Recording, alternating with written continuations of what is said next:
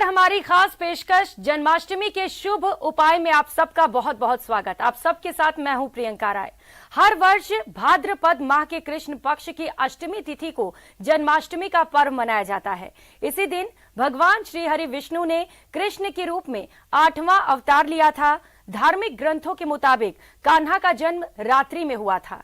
इसी वजह से कृष्ण जन्माष्टमी के दिन रात्रि में भगवान श्री कृष्ण की पूजा आराधना करने का विधान है। इस साल जन्माष्टमी पर बहुत ही दुर्लभ संयोग बन रहा है। दरअसल इस बार जन्माष्टमी के दिन जयंती योग भी बन रहा है। हालांकि कृष्ण जन्माष्टमी की तारीख को लेकर लोगों के मन में संशय बना हुआ है। जन्माष्टमी को लेकर 2 तारीख सामने आ रही हैं। ऐसे में लोगों के मन में ये बड़ा सवाल है कि जन्माष्टमी का व्रत कब रखें। तमाम सवालों का जवाब देने के लिए हमारे साथ 2 ज्योतिषाचार्य हैं। उनसे जानेंगे कि आखिर जन्माष्टमी कब और कैसे मनाएं।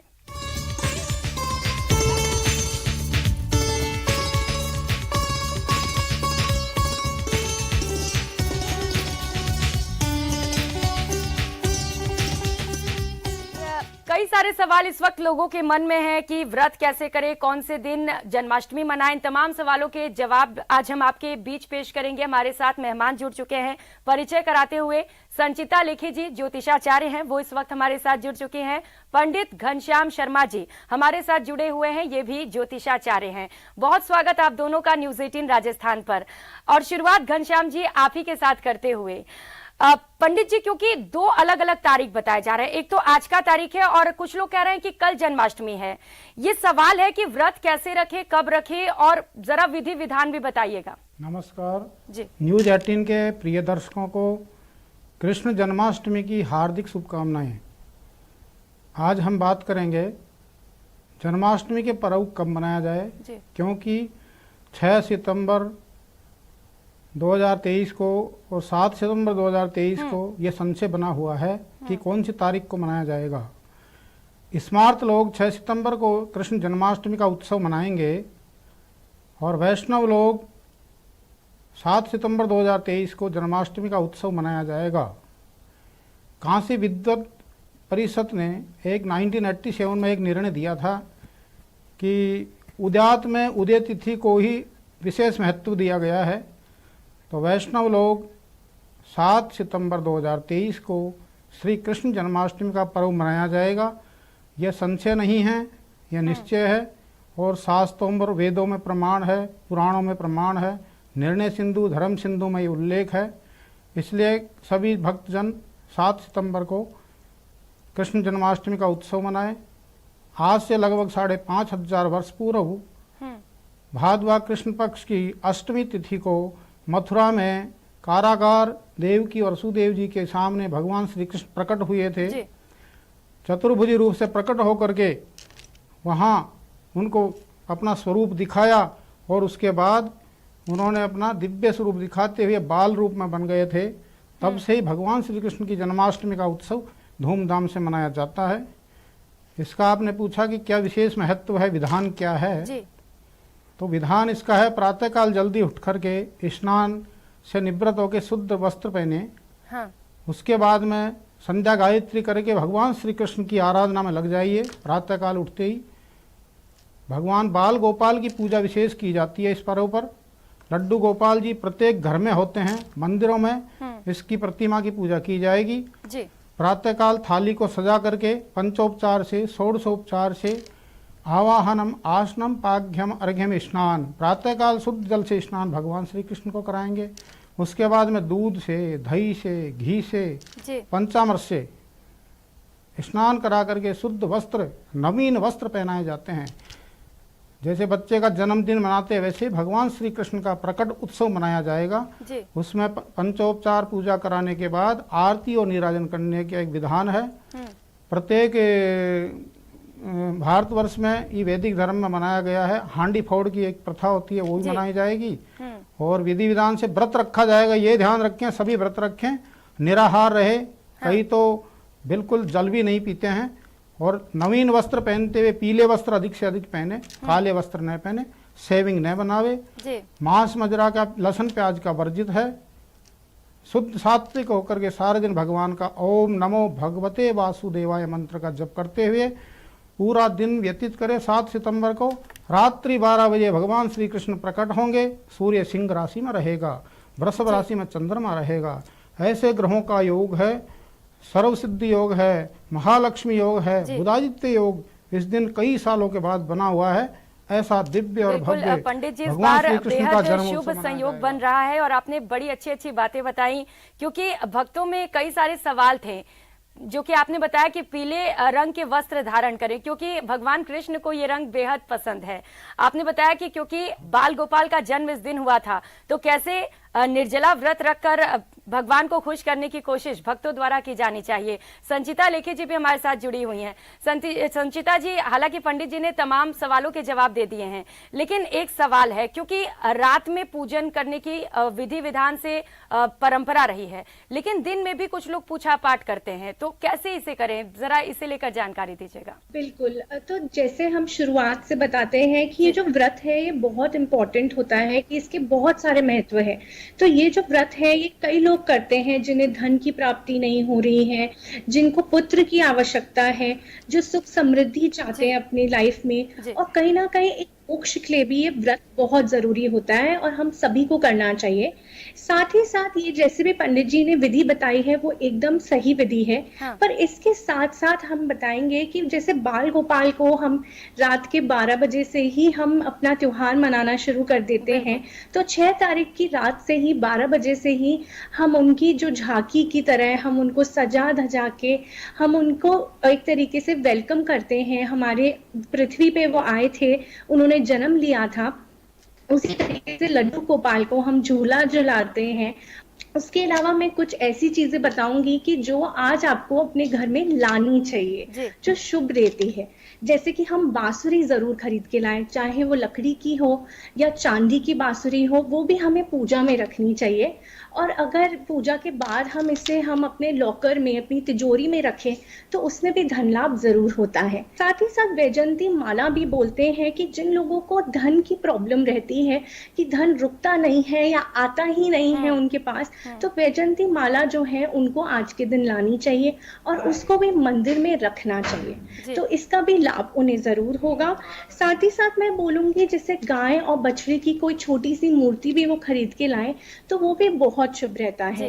तो ये कुछ छोटी छोटी चीजें हैं जो आज के दिन आपको अपने घर में लानी चाहिए। साथ ही साथ आप हरे रंग का अगर कोई फल चढ़ाते हैं, जैसे कि हमारा नाशपाती हो गई या फिर आपके जो भी आप हरे रंग के अंगूर होते हैं, ऐसी चीजें हम हरे रंग का आज चढ़ाएं, तो आपको लाभ आज के दिन का जरूर मिलेगा। आगे बढ़ते हुए हम कैंसर, जो हमारी कर्क राशि है, उसके ऊपर बात करते हैं। इनके लिए भी जो है सफेद रंग बहुत शुभ है। इन्हें भी सफेद रंग के कपड़े पहनने चाहिए, सफेद रंग की वस्तुएं चढ़ानी चाहिए। जो भी हम मीठा बनाते हैं, चाहे गुड़ मिश्री हो या जो भी दही का कुछ भोग लगाते हैं, तो वो भी बहुत अच्छा रहेगा। मैं आपको बोलूँगी आप सफेद रंग का श्रीखंड भी बना सकते हैं भगवान के लिए, क्योंकि जो उनका फेवरेट होता है वो मक्खन ही रहता है और दूध की चीजें जो हैं उनकी पसंदीदा है, तो हमें दूध की चीजें जरूर चढ़ानी चाहिए। अब आगे बढ़ते हुए सिंह राशि के ऊपर चर्चा करते हैं। सिंह राशि जो सूर्य की राशि होती है, वैसे इनका जो कलर आ रहा है वो लाल रंग आ रहा है। जो रेड कलर आज आपको खुद पे पहनना चाहिए, और रेड कलर की वस्तुएं जो हैं हमें कृष्ण जी पे जरूर अर्पण करनी चाहिए, जैसे कि लाल पुष्प हो गए, सेब आप चढ़ा सकते हैं, अनार चढ़ा सकते हैं, और लाल रंग की कोई भी मिठाई बना के जैसे आप वो भी चढ़ा सकते हैं। तो लाल रंग जो है सिंह राशि के लिए बहुत अच्छा है।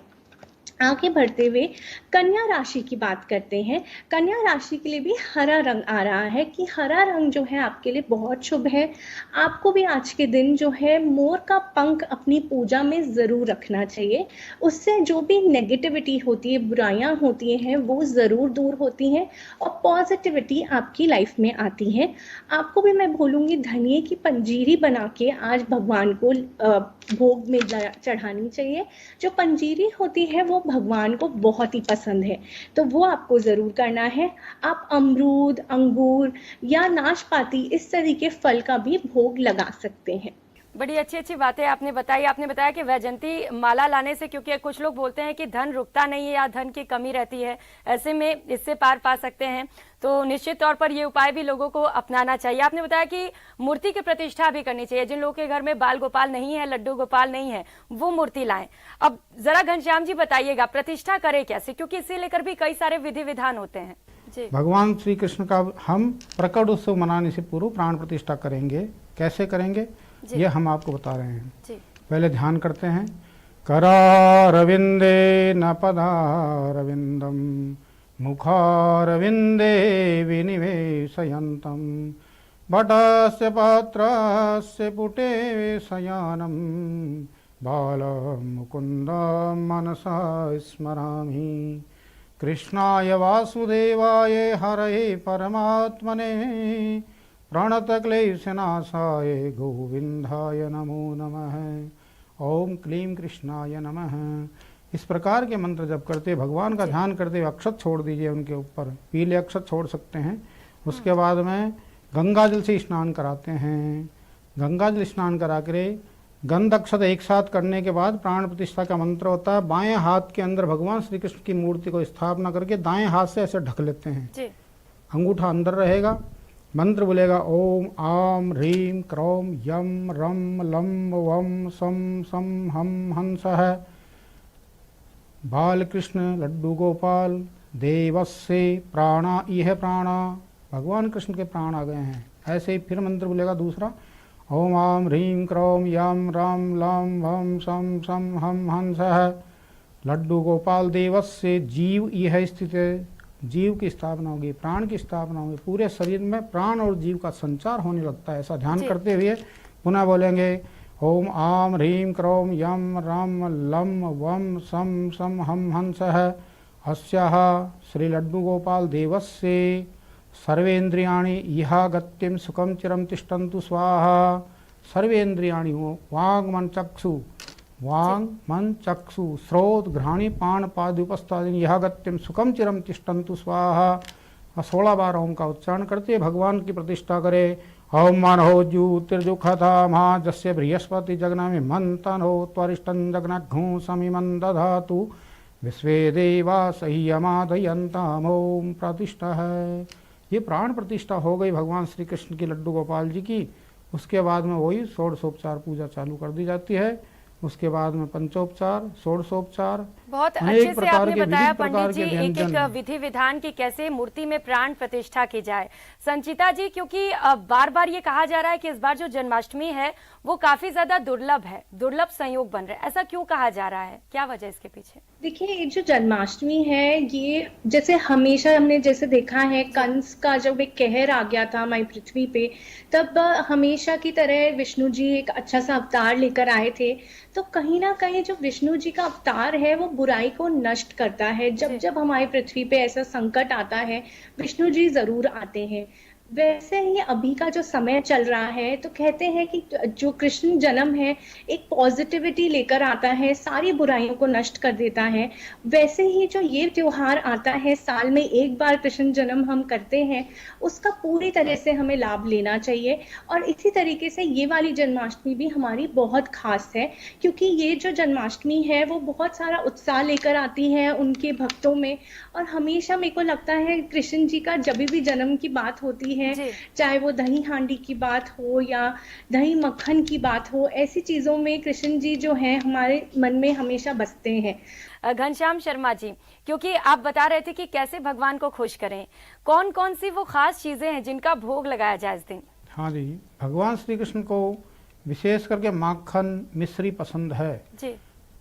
अनेक प्रकार के व्यंजन ड्राई फ्रूट्स के बनाए जाते हैं, फलार के बनाए जाते हैं, विशेष करके पंजेरी बनाई जाती है। भगवान को पंजेरी बहुत पसंद है, केले के प्रसाद की बनती है और इससे धनिया से पंजेरी बनाई जाती है, जो भक्तगण उपहार में स्वरूप सबको बांटते भी हैं और खुद फलार के रूप में लेते भी हैं पंजेरी।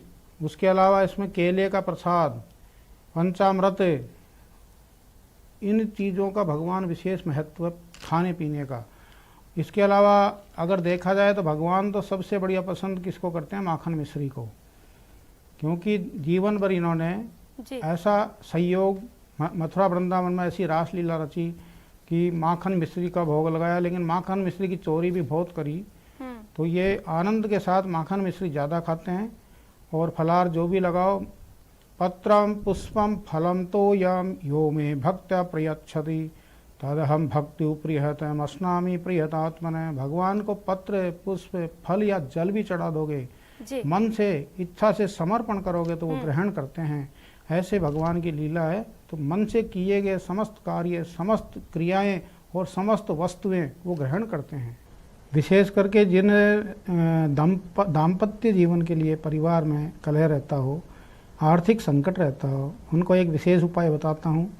भगवान श्री कृष्ण का विग्रह है, आप ड्राइंग रूम में बाल गोपाल मंदिर में रहेंगे, ड्राइंग रूम में भगवान कृष्ण की गाय के साथ बंशी बजाते हुए, गाय चराते हुए की फोटो लगावे तो अवश्य ही उनके जीवन में आर्थिक संकट दूर होगा, पारिवारिक कलह दूर हो जाएगा।